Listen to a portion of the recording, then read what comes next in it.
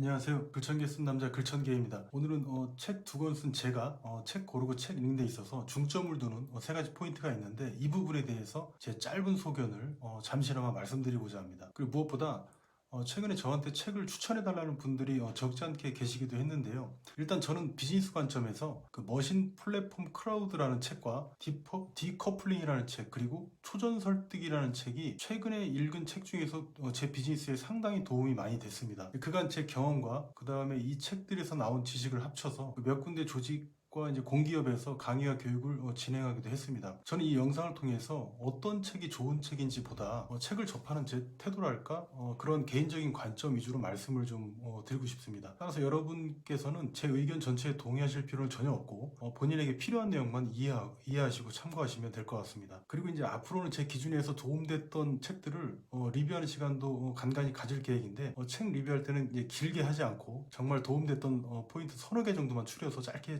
소개할 예정입니다. 그럼 제가 책을 고르고 읽는데 중점을 두는 첫 번째 요소입니다. 첫 번째, 어떤 책을 읽어야 하는가라는 문제인데요. 저는 개인적으로 어떤 책을 읽어야 할지 고민하는 것은 별로 그렇게 큰 의미는 없다고 생각을 합니다. 왜냐하면 어차피 어떤 책을 읽어도 현재 자신의 지식과 경험 수준에 맞는 내용까지만 인지하고 이해할 거기 때문인데요. 아는 만큼 보인다라고 하는 말이 이걸 가장 정확하게 표현하는 말인 것 같습니다. 제가 앞서 말씀드렸던 머신 플랫폼 크라우드라는 책, 그리고 초전 설득 같은 책을 제가 이번에 처음 읽은 게 아니거든요. 1, 2년 전에, 그리고 혹은 뭐 몇 년 전에 이미 다 읽고 책장에 꽂아둔 책들인데 다시 읽어보니까, 세월이 지나고 다시 읽어보니까 보물이었다는 것을 뒤늦게 깨달은 겁니다. 그러니까 처음에 무지했던 상태에선 읽어도 좋은 내용인지 어떤지를 잘 모르는 거예요. 우리가 처음 초등학교에 입학했을 때 생각해보면 그때 1 플러스 1은 2를 가르치던 산수책을 생각해보면, 그런데 그때는 좀 어려웠지만 성인이 된 지금은 어떻습니까? 말도 안 되게 쉽지 않습니까? 그러니까 세월이 지난 만큼 지식과 경험이 쌓여왔고 이해력도 높아졌기 때문에 이런 현상이 있는 거지 않습니까? 한편 성인이 돼서도 어려운 책을 좀 더 많이 읽고 학문적 트레이닝을 한다면 상대적으로 어려운 책도 더 빨리 이해하고 쉽게 읽게 되겠죠. 따라서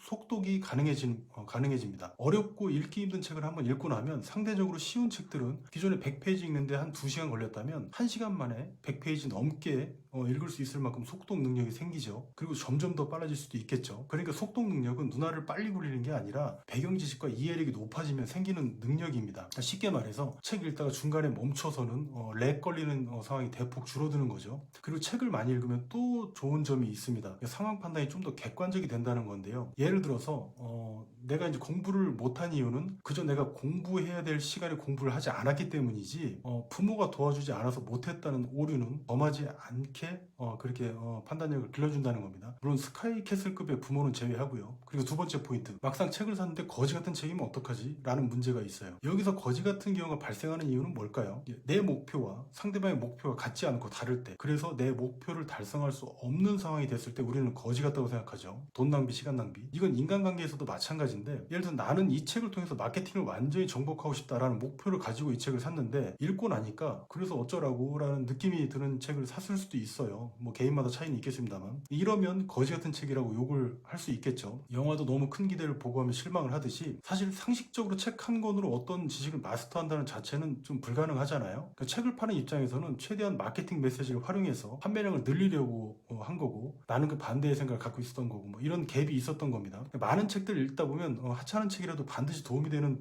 지점들은 있는데, 우리는 이런 부분에 집중하는 게 정신건강에 도움이 될 것 같습니다. 세 번째, 그럼 좋은 책을 고르는 기준이 있는가? 라는 건데요. 이건 그냥 책을 많이 읽으면 사실 자연스럽게 좋은 책을 보는 눈이 생깁니다. 그럼에도 불구하고 좋은 책을 고르는 저만의 공식이 있긴 합니다. 뭐 물론 새로운 건 아닙니다만, 저는 책 사기 전에 책 뒷면을 먼저 펼쳐봅니다. 비즈니스 책을 사다 보니까. 그래서 참고문이 많은 책이면 일단 오케이. 그리고 저자도 해당 분야에서 유명하다면 이건 뭐 볼 것도 없이 오케이죠. 심플하죠. 이렇게 사면 손해볼 가능성이 거의 없었습니다. 그리고 예를 들어서 외국 책인데, 그러니까 초전 설득처럼 도움되는 책을 읽었어요. 읽었다면 이 책을 지은 로버트 치알디니라는 사람이 쓴 책을 추가로 검색해서 사서 보고 저는 그랬습니다. 또는 여기에 더해서 이 책을 번역한 사람이 또 어떤 책을 번역했는지, 또는 이 번역자가 직접 낸 책도 있는지 살펴보면 웬만하면 나쁜 책은 거르게 되더라고요. 참고로 초전설득이라는 책을 번역한 사람은 이제 아주대 심리학과 교수로 유명하신 김경일 교수님이신데, 이분 책 그 지혜의 심리학도 저는 상당히 상당히 도움이 된 책입니다. 이런 방식을 찾았고요. 심리학에 입문하실 분이라면 지혜의 심리학은 아주 훌륭한 입문서가 될 것 같습니다. 참고 문헌이 많은 책은 그 자체로 연구나 실험도 많이 하고 대가들의 지식들도 다수 포함시켰기 때문에 한 권 읽으면 10권 읽는 효과도 있어요. 다만 이런 학구적인 책들은 초보자들한테는 내용 자체가 흥미보다는 고리타분할 수 있기 때문에 약간 좀 주의를 하셔야 되는데, 좋은 책이지만 읽기는 다소 어려운 책을 공략하는 방법은 아주 간단하죠. 제가 항상 강조드려 왔는데 하루에 50페이지씩 읽으면 그 어떤 책도 일주일 안팎이면 거의 공략할 수 있습니다. 그리고 읽으실 때 도움된 표현들에 밑줄 치시고 엑셀 같은 툴이 있잖아요. 이런 걸로 정리해 놓으시면 좋은데, 특히 등장하는 개념들 이런 것들은 특별히 더 신경 써서 차곡차곡 잘 정리해 쌓아 놓으시면 단기간에 전문가로 성장할 때 아주 큰 도움을 줄 겁니다. 이런 포인트들이. 좋은 책을 고르는 마지막 기준은 처음부터 끝까지 단 한 개의 메시지만 있는 책입니다. 예를 들어서 미움받을 용기라는 책은 시종일관 이제 결국 모든 갈등은 인간관계에서 오고 그 안에서의 모든 선택은 결국 네 탓이다라는 내용을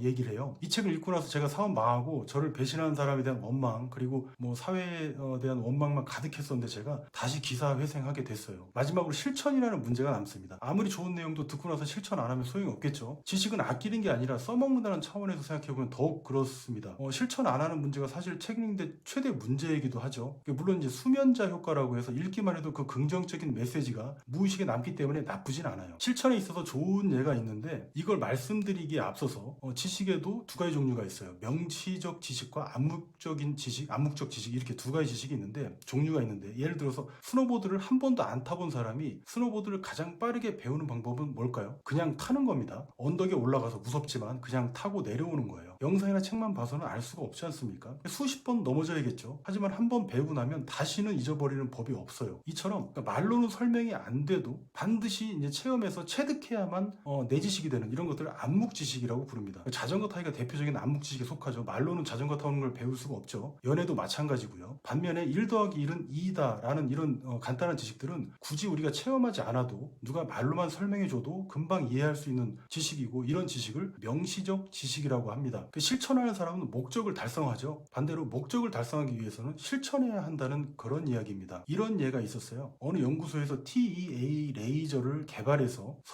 그 설계도를 다른 연구소에 공개한 적이 있는데, 이 설계도를 제공받은 A 연구소는 이 레이저를 개발하는데 실패했고, B 연구소는 이 레이저를 개발하는데 성공했다고 합니다. 왜 이런 차이가 났을까요? 같은 설계도를 받았는데 A 연구소는 그저 제공된 설계도만 보고 레이저를 만들려고 했고, B 연구소는 이 설계도를 받는데 그치지 않고 설계도를 준 연구소에 자주 이제 전화도 하고 들락날락하고 해서 설계도 외에도 레이저 만드는 기술을 직접적으로 습득했다는 데 있습니다. 그 후에 실제로도 설계도 외에 직접 접촉해서 기술을 학습한 연구소들만 이 레이저를 만들어내는 데 성공했다고 합니다. 즉 목표 달성이나 성과는 명시적 지식과 더불어서 암묵적 지식 모두 합쳐져야만 가능하다는 겁니다. 설계도는 이제 명시적 지식이 되는 거죠. 책을 읽었을 때도 마찬가지인 게, 책 읽고 다 읽었다고 책장에 꽂아놓는 게 아니라 메모하거나 강의하거나 글로 쓰는 실천을 하게 되면 그제서야 이제 내 지식이 되는 겁니다. 그리고 누군가에게 설명이 좀 더 좋겠죠. 상대방에게 도움되는 지식을 전달하는 게 되는 거기도 하고요. 그러니까 여러분이 만약에 달성하고 싶은 목표가 있다면 어떻게 하면 될까요? 네, 두 가지만 하시면 되겠죠. 지식을 습득하는 게 첫 번째고, 그리고 습득한 지식을 실천하는 게 두 번째였습니다. 아주 간단하죠. 자, 그럼 오늘 살펴본 세 가지를 정리해 보겠습니다. 첫 번째, 어떤 책을 읽어야 되는가? 두 번째, 막상 사는데 거지 같은 책이면 어떡하지? 세 번째, 좋은 책을 고르는 기준은 무엇인가? 그리고 왜 실천하는가까지 살펴봤습니다. 앞으로는 실제 제가 읽고 도움된 좋은 책들도 소개하는 시간을 갖도록 하겠습니다.